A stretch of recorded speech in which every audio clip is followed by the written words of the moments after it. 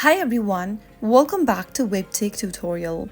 In this video, we will be learning how to download WeMoney application on iPhone. So without wasting much of our time, let's dive into the video. The first thing to do is to open your App Store.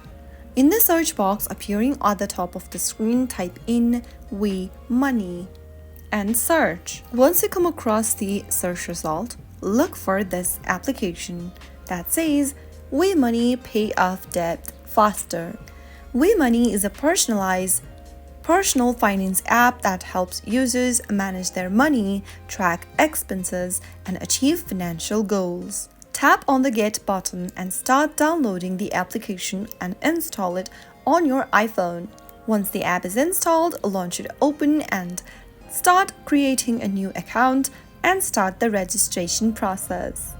That is how you will be able to download WeMoney application on your iPhone in a couple of minutes. If you found the video to be helpful, go ahead and give us a thumbs up. Don't forget to subscribe to our channel by hitting the subscribe button. Also, press on the notification bell so that you'll never miss another upcoming upload from us. I will be back again in the next video.